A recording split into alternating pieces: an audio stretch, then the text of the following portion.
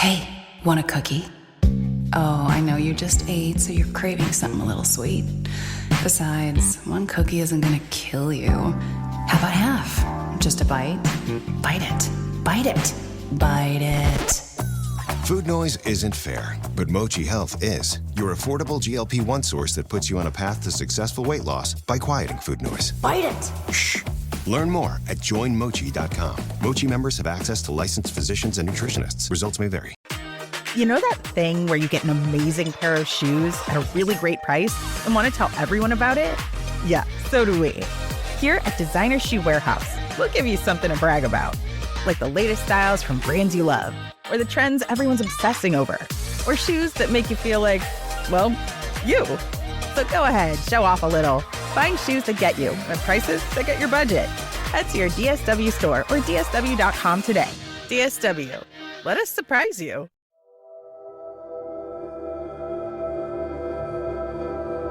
All right, so we're back with Vincent Hill, and thank you. I know you're really busy. I mean, you're moving to Savannah, so yeah. Well, that's exciting. I love Savannah. So you're glad you got all your boxes and everything. When you're leaving, what, tomorrow? Yeah, so the movers come Thursday, and then I head out of Baltimore next Wednesday. So yeah, fantastic. Well, moving's always crazy, so good luck with that. Thanks. Yeah. So today you sent us some recordings from some witnesses, and these are recordings that Nashville PD did a little bit after the quote unquote murder and suicide of Steve McNair. And so one of them is with Jenny Kazemi's friend, Lucretia. Mm-hmm. What's her last name? Lucretia Polite. Lucretia Polite. And then the other one is with someone who knew Adrian Gilliam, a guy named Tony Smith. So give us for Lucretia, just tell us why these are important, why these are significant recordings, and why do you have them? Yeah, so this is long before AI. So anyone that says it's AI, no. But the recordings are important for several reasons, right? So you have Lucretia Polite, who is one of Jenny's closest friends, telling police the state of mind Jenny was in the day that she later died and Steve was killed as well. And throughout the interview, you can kind of hear police trying to, feed their narrative. Like, well, what was their state of mind? Well, was she broke? And, Lucretia's telling police, like, no, Steve gave her money. He gave me money. He gave everyone out who hung out with Jenny money. And that interview was on July 13th, 10 days after the murders and, a week after they, quote unquote, called it a murder-suicide. And then Tony Smith, who was Adrian Gilliam's alibi, his interview was on July 27th, again, weeks after the quote unquote murder-suicide. And even then police said, well, we have questions about where he was and if he was with Tony Smith at the time of the murders. But I could talk about it for sure, but I think it's better. Yeah, we're gonna play it, and then we'll, when you want me to stop it, just tell me to stop it, and then we can talk. Got it. Okay, so we're gonna go start with Lucretia first. Today's date is July the 13th of 2009. Time by my watch is 13:52 hours. I'm here at 2000A as in Adam, 10th Avenue North. About to interview Lucretia Polite. This is going to be concerning the homicide investigation of Steve McNair. My complaint number is 09-527-875.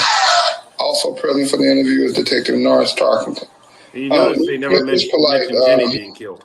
The reason I wanted to talk to you was because it was brought to my attention from one of Shahel's friends that you was a friend of hers. Am I correct? How long have you known her? Jenny, probably since about December. So you call her Jenny? Yes, okay. I call her Jenny. How did you meet her? I met her through a mutual friend, Courtney Carter of ours, and they worked together. Okay, Courtney. Courtney had told me that she did not like this girl. And I went up to Dave & Buster's to see who she was. Mm-hmm. And like 2 days after that, Courtney was like, hey, we're going to go hang out with Jenny. Mm-hmm. What? And so we hung out at her house. That was the first time I ever met her through my mutual friend, Courtney. You hung out at whose house? We hung out at Jenny's house, her condo, yes. And where was that? That was in Hermitage. You remember what the name of the complex was? Something Creek. Cherry Creek? Cherry Creek, yes. The one that she was at with Emily. Okay. When was the last time you seen Jenny? I saw Jenny physically probably about 2 months ago. About 2 months ago? Yeah, that's the last time that we actually saw each other. Now, we talked after that. I mean, after that time, but... When was the last time you may have talked to her? I talked to her Friday. Last Friday, which was on the 3rd? Mm-hmm. Okay, about what time? I talked to her that night. I talked to Jenny probably about 9:30, somewhere around that time. Did she say where she was? The thing was, we were supposed to be hanging out. I was in Memphis and I was coming back from Memphis. I was supposed to be coming back that Friday. Okay. So we had made plans that Wednesday that we were going to hang out Friday and Saturday for the 4th. Okay. She called me. I was supposed to call her when I got back in town. She called me. She was like, hey, girl, where are you at? I was like, well, I'm not back in town yet. That's why I haven't called you. She was like, oh, okay, well, I just got off the phone with Steve. Well, I told him that I was going to hang out with you, but since you're not back, I'm going to go over to Steve's. Stop right there. Absolutely. So let's backtrack everything she just said. There's a lot to unpack there, but let's put this in perspective. She said she talked to Jenny at 9:30 that Friday, July 3rd, which was the night of the murders. I have her phone records right here. It was actually at 10:15, so her timing was a little off on that. But here's what's important with that piece of information that she just told police. Their story since day one, well, between Thursday and Friday, whenever the gun sale was, it ended up being Friday at 6 o'clock. So how does a female who had no plans to see Steve, was going to go hang out with Lucretia, had already told Steve she was going to hang out with Lucretia, how does that female at 10:15 say all of that, but you're trying to convince me that at 6 o'clock she purchased a gun to go kill the guy she wasn't even going to see that night? You see what I'm saying here? Like, nothing makes sense of their whole narrative that she bought a gun at 6 o'clock because she was so suicidal that she wanted to kill Steve, when even her friend who was going to hang out with her that night said, no, we were going to hang out. She told Steve she was going to see me, but since we couldn't hang out, I'm going to see what Steve wants to do. So that right there kills the entire gun sale at 6 o'clock to buy this gun to kill the man that she's so upset about. We can play the tape, or you can skip ahead if you like, because it's fairly long. But if you're able to go to the 7-minute mark, here's where it gets really interesting, and that goes to her state of mind. Okay, let me go there.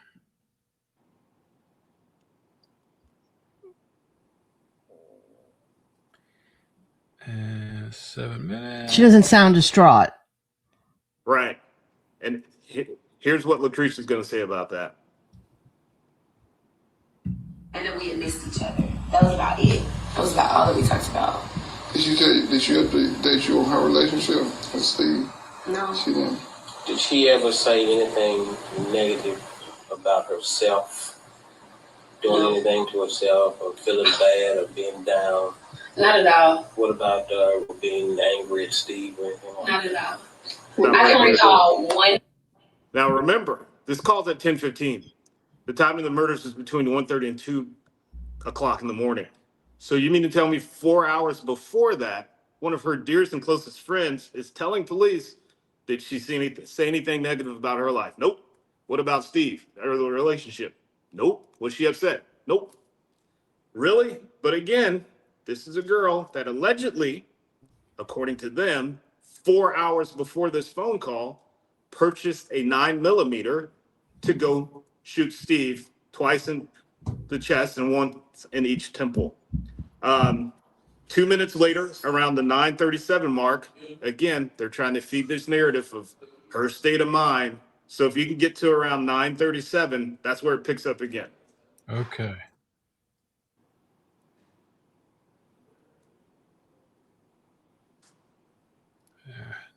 Right out here.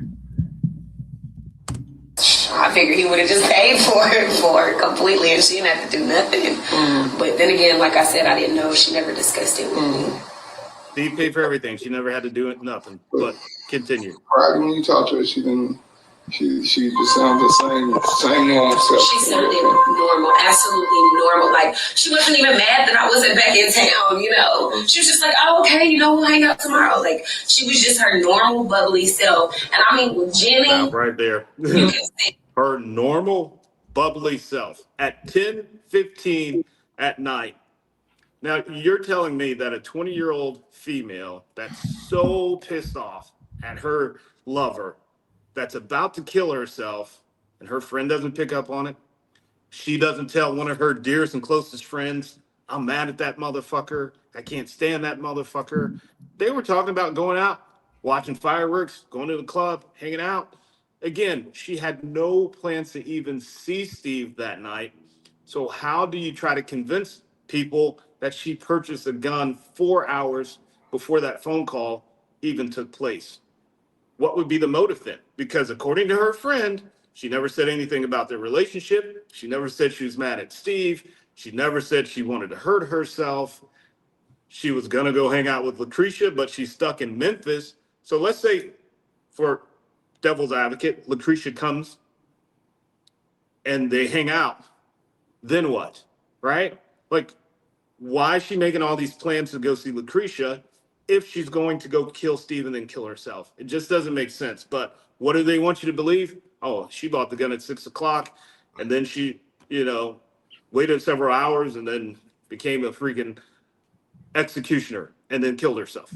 Just doesn't make sense. No, it doesn't make sense. I mean, you can hear, even like, it's like what, like a week after the murders? Mm-hmm. And there's like this woman, Lucretia, I mean, she doesn't, it's like, she's talking like Jenny's still alive. She has that still kind of, it's still so soon that probably hasn't even sunk in yet that she's dead. Mm-hmm. And you can still feel, she can still feel her like energy.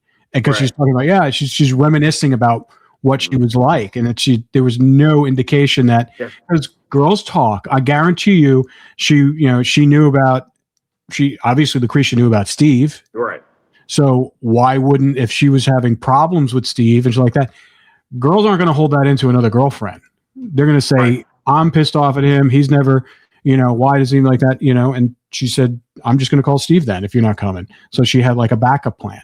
Especially 4 hours before she allegedly killed him. Like, you're not going to convince me she was bubbly and cheery and, the regular old giddy Jenny if 4 hours later she killed Steve. No, you can't convince me that Lucretia wouldn't have known, or she would have said, well, she did tell me like she was mad at him that night. Or nope, nothing. Did they do any toxicology reports on both of them? Steve and Jenny? Yeah. So I believe Steve had alcohol in the system, and that was part of their theory too, that he was so pissy drunk that he was asleep when she shot him. And listen, I've hung out with the McNair boys, and I can drink, but they can drink me under the table. And from what I understand, Steve could hold his liquor. So the fact that they would say Steve was so drunk that he just passed out and that's how she got the upper hand on him just doesn't make sense. I do believe she had marijuana in her system, but I mean, we all know marijuana is not making you homicidal. You may want to go get some Doritos. You may want to take a nap, but you're not becoming homicidal and suicidal because of marijuana. Yeah, she wasn't on meth or anything like that, which would kind of sometimes can constitute, or like anything else, can more of a high energy buzz that can make you irrational. So if she was just high on pot, I can't imagine that. So that's because I'm trying to narrow it. How could she have switched so quickly from bubbly personality to suicidal murder within an hour, a couple hours? Yeah, it's not realistic that happened. I mean, honestly, as a 20-year-old girl, your emotions are all over the place as it is. So how are you going to contain it if you're really upset? Or she would have sensed it as her girlfriend. She would have known, like, what's the matter? What's wrong? Right. Are you going to see Steve? Or she would have said, no, I'm not going to see Steve. He's doing this. He's doing that. She said she's going to see him. They obviously had, late night meetups before. She probably figured, okay, I'll just go hang out there, whatever.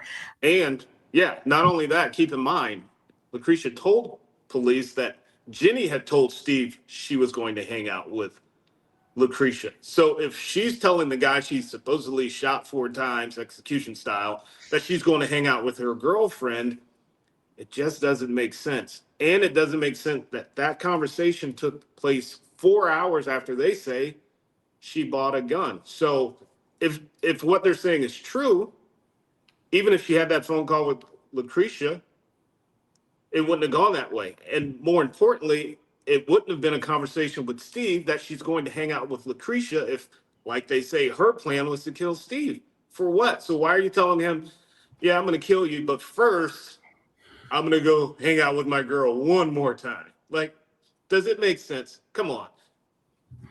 Why do you think they didn't take her testimony in consideration? I mean, and it was too late. And also the next one we're gonna be listening. Well, to. like you said, it's too late. They already put the narrative out. They made a snap decision while they were there, and once they make that snap decision, well, this is what it is. We've seen that. We had another case where they got to the scene and they were like, "Oh, it's a hit and run," and then one officer was like, "It's not a hit and run," and then the ME was like, "Not a hit and run." So it's like, if they make a snap, this is a big profile case. Everybody knows Steve McNair. What are they going to say? Oops, we made a mistake. I mean, I can understand that part. That makes sense to me because like we were talking, to the journalists and, a lot of these detectives, they want to get the right person. I can't imagine that they would just, if there was egregious things like this, they're just going to ignore it. But if they made that snap decision. Right. Well, again, this interview was on July 8th. The murders were on July 4th, the morning of. The press conference, this interview was July 13th. Of course, the murders were July 4th. The presser to say it was a murder-suicide was July 8th.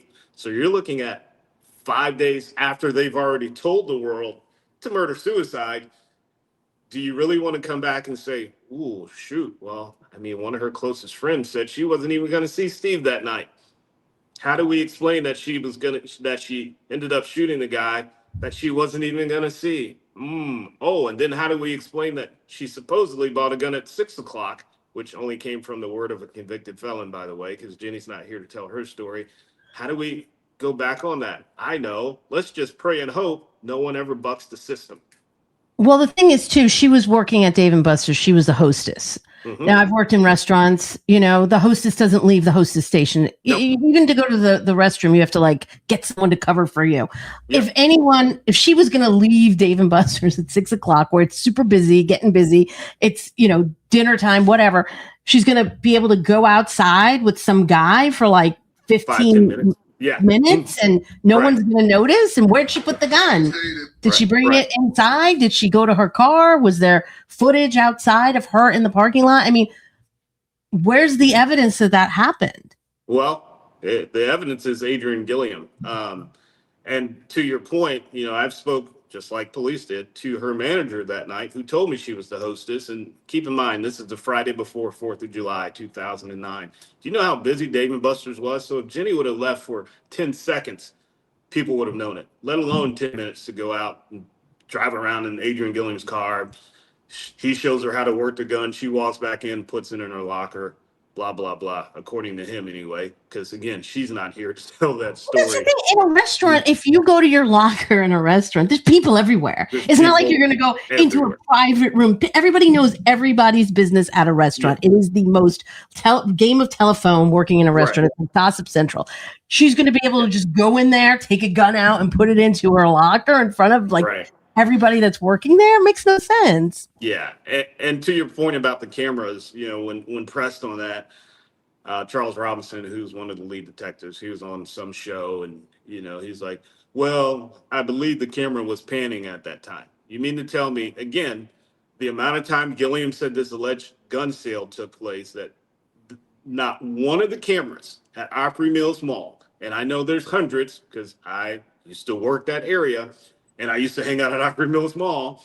Even in 2009, there were cameras everywhere. So you mean to tell me not one camera captured his silver Cadillac STX pulling up, Jenny walking out, And let's not even talk about the cameras in the parking lot. You mean to tell me not one camera from Dave and Buster's, walking through Dave and Buster's, shows her walking out the door and then walking back in the door 10 minutes later? Where's this footage to show this gun sale? But again, we know the gun sale didn't happen, and you have her friend telling police 4 hours after she allegedly bought the gun that we were going to hang out. She didn't even plan on seeing Steve, the guy she later shot in each temple and twice in the chest. Bullshit. It's not fair to this young girl to be taking the blame for something like this. If all of this is evidence here that has not been, sorry, I have to cut that a little bit out. What's really upsetting is the fact that this young woman is the person that everyone is believing did this. And when you're looking into this and you're hearing these things, I mean, it's really upsetting. I mean, she was a young girl. She shouldn't be the poster girl for taking out Steve McNair. Right. So No, she became the patsy. Yeah. it's very upsetting. I mean, she can't speak for herself, you know? I mean, she's a victim here, and it doesn't even seem like they're treating her like she was a victim here. No one mentioned her. Yeah. And you notice at the start of that interview, well, we're here to talk to you about the murder of Steve McNair. They didn't even mention Sahel Kazemi or Jenny. That's what I'm saying. We're here to talk to you about the murder of Steve McNair. Like, okay, well, what about Jenny? Like, because you guys said she killed him? Really?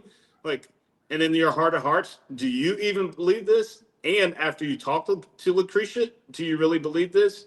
And more importantly, after you talk to his alibi, which we're going to get to, do you really think she's the killer? Come on. Yeah. That's very interesting, and just interesting the way they questioned her. Yeah, for sure. I mean, I'm just walking around. You can just hear her demeanor. I mean, if someone was questioning me about my friend, like I said, I think she probably still doesn't even believe that Jenny's dead yet. Right. It's like so soon. Yeah, after. I mean, it's shock. I mean, you don't realize, like, you're in, like, when someone close to a friend, same age as you, dies, you're in a weird trance. Like, you don't realize what's happening. Yeah, but I mean, they kept going back to it like several times throughout that interview. Like, so you're saying like her and Steve never had any problems? Well, what about money? Was she worried about money? And Lucretia's like, no, Steve gave her money all the time. Oh, so he took care of her? Yeah, because he's rich. That's what she said. Like, yeah, he's got money. Like, he gave me money, like, to hang out with her. Or every time a group of us would go out, Steve took care of everything. So, again, the whole narrative about she was worried about money. Really?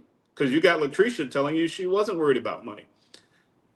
You got $2,000 deposited in her account the day she allegedly killed Steve and then killed herself. In 2009, $2,000 was quite a bit of money. It's today. I'll take $2,000. I'll take it right now. Exactly. Yeah. It covers some bills.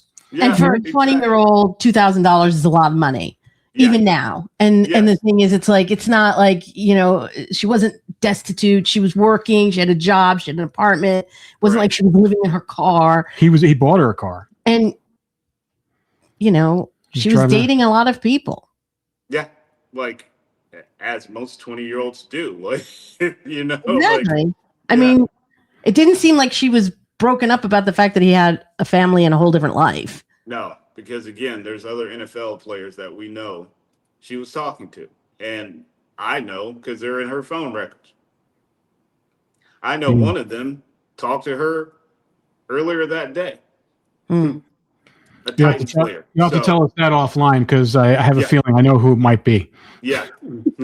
Because I'm looking at the phone record right now. I can tell you what time he actually called her. But yes. All right. Well, let's move on to Tony Smith here and just kind of tee that up for us. Tony Smith. Tony Smith was a friend / former co-worker with Adrian Gilliam when Adrian Gilliam used to sell cars. Then at the time of this, he was a bail bondsman, which would tell you why Gilliam actually went to go see Tony. But Tony's crucial because, again, this interview is July 27th. Gilliam signs his proffer for his truthful statements on July 20th.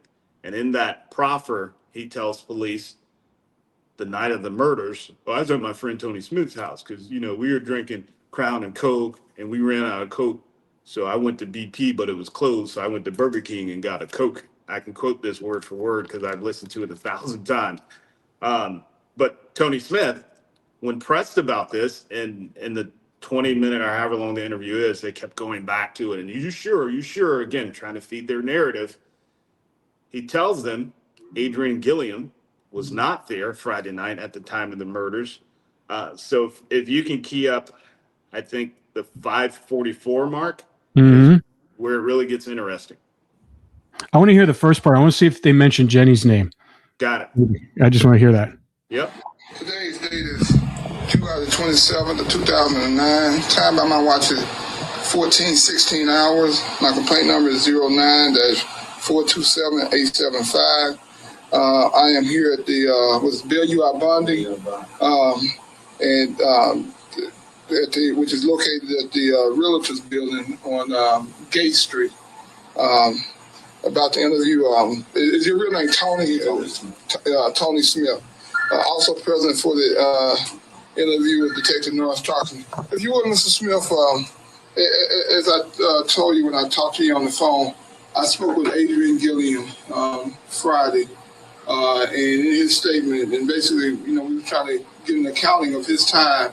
He said he didn't talk to him. The night that Steve McNair the night that Steve McNair was shot and killed, and he gave your name as a person that he was with that night. So if you could, to the best of your ability, could you kind of give me a statement as to what you recall that night and if Mr. Gilliam was with you that night? Okay, there it is. Like you said. Sorry. Like you said, he didn't mention Sahel there either. The night Steve McNair was killed. So they've already put it in their head that she doesn't mean crap. Well, that happens. It happens a lot. These young girls that are disposable, that she's disposable. She was having an affair with him. She's over here and she's young. Nobody cares about her. Yep. We only care about him. And it's a tragedy for both of those victims, Steve and Jenny. Yeah. Not just Steve. Yeah. So if you want to go to the 5:44 mark. I'm right here now. Yeah.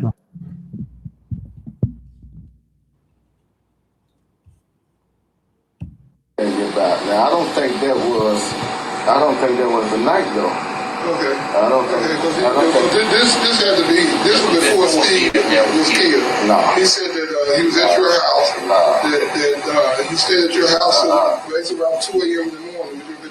No, sir. I can't tell you no lie. When I talked to him, Steve was dead. So I can't tell a lie. He was not there. Right. He said, well, he told me he was at your house until 2:30. He said, no. When I talked to him, Steve was already dead.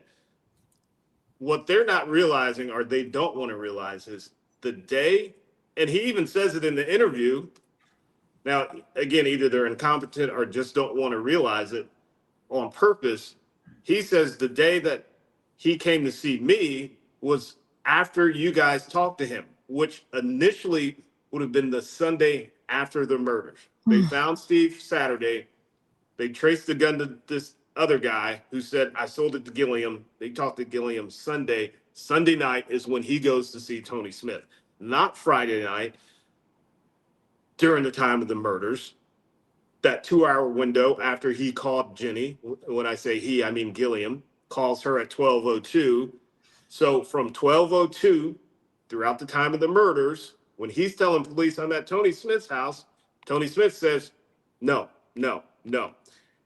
And then 2 minutes later, they try to go back to their narrative. Are you sure? Because he told me, because they want this to fit so bad. They want it to fit so bad. Are you sure? So if you want to go to about the 7:35 mark, that's where they pick back up. Yeah. Well, what's interesting is because he's not just saying no once. He's like, no. Mm-hmm. 7:30, you said? 7:35-ish. I think it kicks out at 7:41, but we can start 7:35. Okay. Go a little. I think Steve was already dead. Okay. He was already dead. This here, because he knew specifically what we were talking about. I wanted to know where he was the night when Steve McNair was killed, because there had been some question about whether or not he was with Miss Kazemi that night, the girl that killed Steve McNair. And so I said, I need to know where you were the night, it was Friday night, Saturday morning, and his alibi was that he was at your house, and you sent him to the store to get a coat. And then after that, he said when he got to the... Actually, a good friend of mine, and I ain't finna lie for nobody, okay? Now, I'm going to tell you, that didn't happen. How I know that didn't happen, because... Stop right there. The reason he came so on my much house to unpack there. Was to tell me about. Huh? So much to unpack there, right? So, did you hear what Robinson said? There's been some questions if he was with Sahel Kazemi when this all happened. The he is Gilliam. So, on the 27th, 24 days after you find the bodies, you're telling this man who was Adrian Gilliam's alibi, but that there's been some questions if he was there. So again, how are we saying this was a murder-suicide? If you 20-something days later are telling his alibi, who just discredited his alibi, well, there's been some questions if he was there. And then what's he say again? After they, again, try to make it fit his narrative. He's a good friend of mine, but I'm not going to lie for him. He wasn't here. Steve was already dead when he came over. Really? So the $1 million question is, if he wasn't there at the time of the murders, where would he be? Because otherwise, why would you make up some cockamamie story that you were at your friend's house during the time of the murders if you weren't involved in the murders? And the detective, out of his own mouth, Charles Robinson, there's been some questions if he was with Sahel Kazemi that night. Wow. Really? So why didn't you answer these questions before you told the world it was murder-suicide? And why do you still have these questions 23 days, 24 days after you said it's a murder-suicide? Because your case was crap and you knew it. And they were hedging their bet. So I just want to clarify this because there's a lot of names thrown around here. So Gilliam, this Tony individual, was Gilliam's alibi. Yes. And according to Gilliam, he was with Tony at the time that Steve was killed. Yes. But now Tony's saying, well, I'm not going to lie for him. He was not here with me at the time that Steve was killed. And clearly, according to this detective, he has questions about where Gilliam actually was. Like you said, 3 weeks later. Why do you have questions about where Gilliam is if it's a murder-suicide? Exactly. My point exactly. And here's the thing that they could have fixed very easily. Well, not only after Gilliam was arrested and he signs this proffer agreement, like the day they talked to him in front of his fiance, and next we'll have to listen to his interview, and the only thing he was truthful about was his name. So initially they talked to him in front of his fiance at the house. Oh, I sold the gun, don't know the girl's name. That's not what you do. You put him in an interrogation room and you say, we got evidence tying you to 2 murders. We'll be back, start talking when we get back. Let him sit there and stew, because then he wouldn't have had the chance to come up with the whole cockamamie. I sold the gun. Girl, I didn't even know her name. They allowed him to do that. And then they're like, I'm going to show you a picture of Sahel Kazemi, not a 6-pack lineup. Like, which one of these 6 girls did you sell the gun to? I'm going to show you a picture of Sahel Kazemi. Yeah, that's the girl I sold the gun to. Of course she's going to say that. But fast forward, he signs his proffer agreement on July 20th for his quote-unquote truthful statements. And that's when he's like, yeah, I was at my friend Tony Smith's house, man. We were drinking Crown and Coke. We ran out of Coke. So I went to BP, but the gas station was closed. So I went to Burger King and got a Coke. Well, after Tony told them he was not there, a proffer, you ask any attorney, can be rescinded because, again, it's based on your truthful statements. So why did Nashville police not go back to Gilliam after July 27th at 2:20 when they talked to Smith and said, you're a freaking liar. We're charging you with these 2 murders. You better start talking because you said you were with Tony. Tony says you were not there.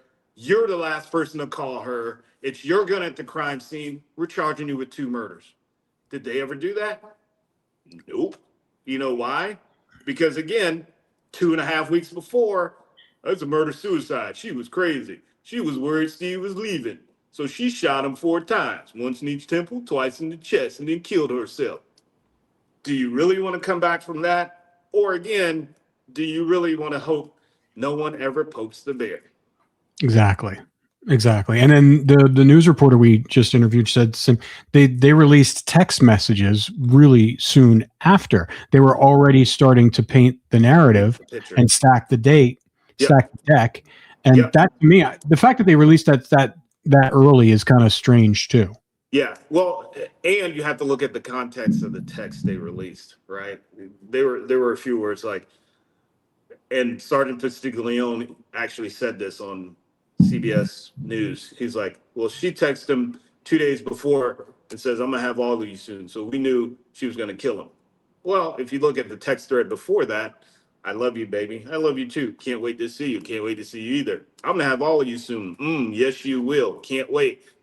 We know what that is. Come on. That's 2 people that are having sex, setting up the next time they're going to hook up, right? And I'm glad you brought up the text because, again, I always say I forgot more about this case than most people even heard of. During one of his interviews, I think the one on July 20th. Who's interview? Gilliam, sorry. Okay. When he's signing his proffer. They're talking about text messages between he and Jenny. And his name in her phone was Mr. Ben had stacks, stacks of cash. But this is the guy supposedly that needed the $100 for the gun. Anyway, he told police, yeah, she texted me and asked for the gun. Okay, show me that text. If you can release the text where she's like, I'm going to have all of you soon, and we knew she was going to kill him, show me the text where she allegedly text about this gun. You know why they haven't done it? Because it doesn't exist. Again, he made this up. He, being Gilliam, made this up. Because if it existed, trust me, if nothing more than to shut me the hell up, here's a text message. Right. T-Mobile confirms it's an authentic text message that she texts him asking about a gun. That's the text I want to see. Don't feed me a line of crap of she was texting about this and blah, blah, blah. And, like, really? What's it have to do with her being upset? Better yet, show me text messages where she's like, you son of a bitch. I can't believe you. I'm mad at you. Show me those text messages. But they can't. But what I can do is play a phone call, an interview that her friend is telling police, no, we were gonna hang out. She was bubbly, laughing, like, oh, well, I told Steve I was gonna hang out with you. Since I can't, I'll see what Steve wants to do. Again, their case makes no sense because everything that they told the world of why she allegedly snapped in the early morning hours of July 4th is contradicted by everything that they have on file, not stuff I'm making up because they're always like, he's making up theories and innuendos and blah. Okay, but I guarantee everyone that's going to watch this episode of this podcast is going to hear what Latricia said. And if they're logical, they're going to say, well, wait a minute. This young girl that supposedly bought a gun at 6 o'clock from a perfect stranger, according to Gilliam, but at 10:15, she didn't even have plans to see the guy that she killed. Like, where does this make sense? It doesn't. What was Jenny's connection to Gilliam? We don't know. I've asked like all of her friends, and they're like, we never met that guy. He's a bum. That's pretty much what they all say. And again, she's dating Steve McNair. She has contacts with other Titans players. To them, Gilliam was a bum. So I don't think he definitely was in her social circle, right? Definitely not her economic social. So, I've always said if you look at the times of the calls and text messages between Gilliam and Jenny, 1 in the morning, 2 in the morning. This is the guy who's got a fiance. Phone calls at 1 or 2 in the morning. I don't know what fiance is going to let another chick call her fiance at 1 or 2 in the morning. I personally believe he was supplying her with weed. Yeah. Would that make sense that weed was in her system? Yes. Would it also make sense that on the day of the murders, there were like 30 or 45 texts between them and like 14 calls? Yes. Was it like she owed him money for the weed? Could have been. But I don't think their relationship extended past that. And I know for a fact that he knew she was dating Steve. So maybe for him, it was like, well, if you don't have my money, I know who will have my money. Your millionaire lover, you know? So. Yeah. Was there any connection between Gilliam and Gaddy? Yes. They both worked at Nissan of Rivergate together for years. And they also, when Gaddy was running Club 615, Gilliam used to call himself a promoter and have like little concerts at Gaddy's club. They know each other. So Gilliam is in the circle in this way. So it's not unusual if Jenny would have known, oh yeah, he deals weed. You can get weed from him, whatever. I mean, that could easily have. And Jenny was at Steve's club, I'm sure, quite a bit. I don't know if Jenny ever went to 615. She may have. I don't know, because, you know, in that interview with Lucretia, she talks about, yeah, Steve used to go to clubs with us all the time, blah, blah, blah. So it's definitely possible that Jenny was at 615. And again, Gilliam and Gaddy used to hang out there. So, yeah, she could have known, like, oh, this is the weed guy. You know, now in 2026, you can go to a dispensary and get weed. In 2009, you couldn't do it, right? Yeah. So, like, yeah, okay. Like, so he sold her weed, and he also was the last person to call her, and his alibi is shot. And it's his gun. But she killed Steve. Okay. But you're right. If there was a text message where she said, I want the gun, bring the gun, they would have published that. If they published the other text messages, why, you know, that would have been it. That would have been the done deal. Smoking gun, done deal. Don't have to talk about this ever again. Yeah. Case closed. Here it is. She said, sell me the gun. Yeah. In all the news reports, specifically, you know, the Tennessean, there was, you know, they say that they declared it a murder-suicide 4 days after, but they said they continued to look into the case, I guess, like till 6 months later, up until December. My question is, if they declared it a murder-suicide, what else are you looking at? Yeah, and who are you looking at, and why are you looking at it? Right. Like 4 days later, but yet they're talking to Tony Smith on the 27th to verify Gilliam's alibi. Weeks after the murders, you're just now verifying this guy's alibi? Like, you talked to Gilliam the day after you found the bodies, right? Like 3 days before you even said murder-suicide to the world. Why are you not verifying his alibi then? Like, and during the first interview, they never even asked, well, where were you during the time of the murders? It was just like, oh, you sold the gun to this girl, Sahel Kazemi? Okay, that's all the questions I had. Really? Like, dude, well, where were you at July 4th between midnight and 2:30 in the morning? Because then if he would have said, oh, I was at Tony Smith's house, if he would have said that on July 5th, cool. All right. Hey, Mr. Smith, was Gilliam here that night? No, he wasn't here. Oh, well, guess what? We got to go back. Again, this is days before they even said murder-suicide, because they talked to him on the 5th of July, 2009. Oh, we got to go back and say, well, wait a minute. Your alibi said you weren't here.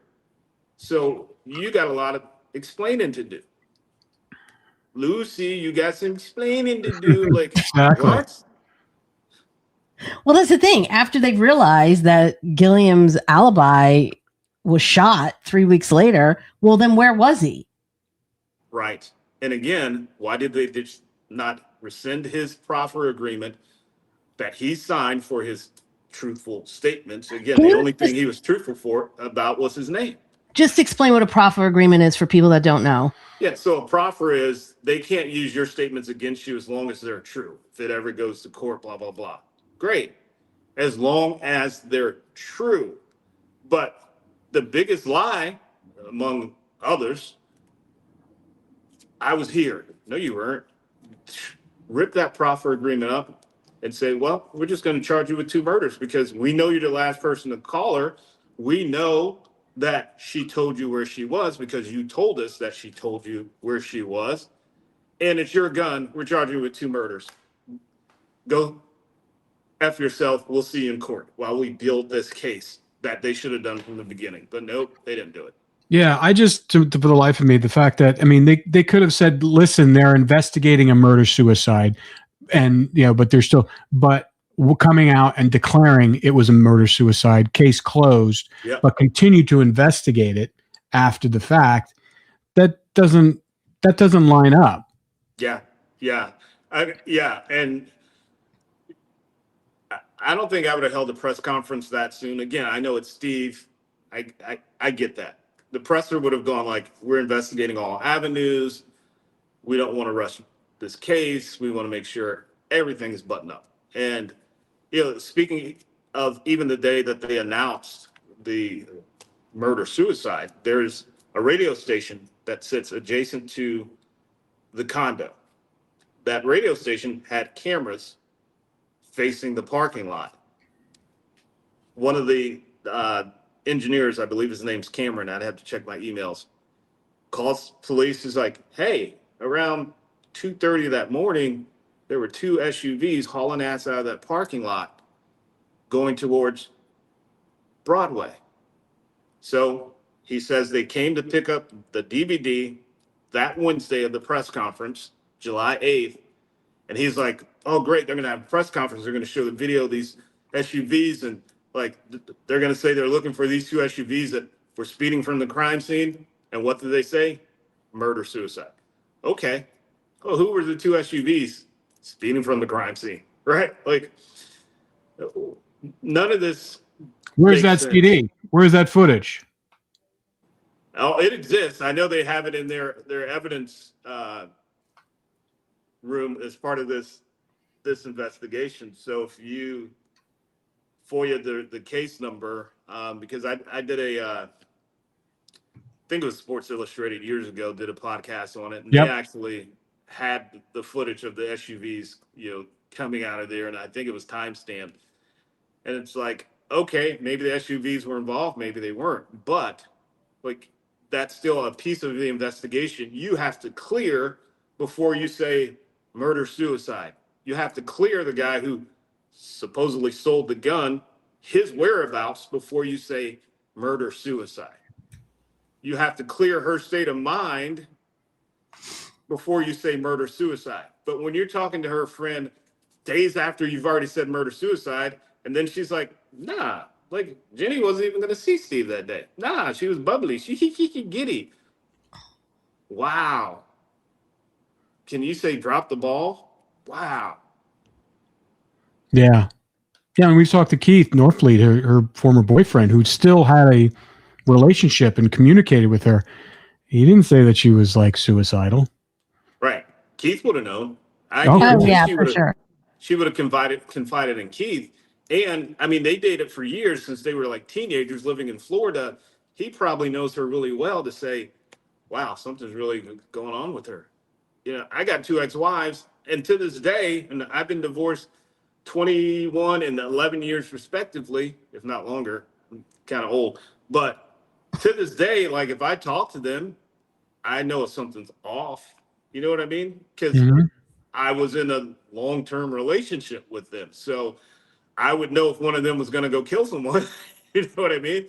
Like, I would know if they were thinking about taking their own life. So, yeah, the guy that was in a relationship with her that police drug through the mud for months, even though it was a murder-suicide, but they're still talking to Keith months later, he would have known if something was off. He talked to her days before this happened. Yeah. It's crazy. This whole alibi thing is driving me crazy because if that is the case, you take his proffer back and find out where he was. Where was he? Right. I mean, where's he saying he was? Well, also they never even needed the proffer because they closed the case. They closed the case. You're right. Yeah. True. You're right. So I think once that came out about his alibi was shot, the next thing they said was, well, cell phone pings put him in Antioch. Really? You sure about that? Show me the cell phone pings then. Show me all of this stuff that you claim you guys have to say he was in Antioch. But again, I would still challenge that because even in 2009, everyone knew your cell phone was a walking GPS. And the phone he had was Cricket Mobile. So it's not like it's Verizon, T-Mobile. It's a throwaway phone. So what's to say he doesn't have another throwaway phone that cops don't know about? Like, any given day, I have two phones. I have my work phone. I have my personal phone. You know, like, okay, show me the cell phone towers to say he was in Antioch, but I would still challenge it because why are you lying about where you were if you're not involved? If someone comes up to me and says, hey, Vince, 2 people were killed last night. Man, that really sucks. Well, I was at work until like 10:15, which I can verify because you can talk to this person, this person, this person, because that's the truth. I'm not going to sit there and say, oh, well, I was at my friend's house and we were drinking and watching a movie, not knowing if my friend, who I think is like going to do anything for me, is going to be like, yeah, he was here, man. Like, why lie about where you were if you're not involved? Yeah. Okay. Hey, where were you at the time of Steve's death? At my friend's house? I think, I hope he's going to say that's where he was. He also created a level of detail too, which is always a warning sign. Oh yeah, we're drinking Crown and Coke and we ran out of Coke and I had to go to this one place, BP. They didn't have it. Who remembers that level of detail? So I had to go to Burger King and get Coke there. It's like, did anyone see him at Burger King? There would be they never checked Burger King. And then, to bring that up, he's like, I had to go to Burger King. So during that interview with Tony Smith, they're like, was the Coke in a bottle? Was it in like a cup? He's like, no, it was a bottle. I'm like, okay, well, that should have told you then he's lying too, because he told you he had to go to Burger King to get, to get the Coke, right? So it's like Burger King doesn't sell bottled Coke. I'm like, why? But I guess the point is they were trying to make that whole he was over here drinking Crown and Coke fit that Friday. They had to make it fit that Friday because for 2 or 3 minutes they kept coming back. Now, are you sure? Because he said it was that Friday. And you heard him. No. I'm not going to lie for him. No. So they had to make the narrative fit. But Tony was sticking to his guns because Tony was probably thinking, well, if I lie, and he even says it, I got too much to lose if I lie. He owns a bail bond company. Like, you know what happens after that? You lose your license. You're done. You're out of business. Right? So you give false information to police, you lose your license. Crazy.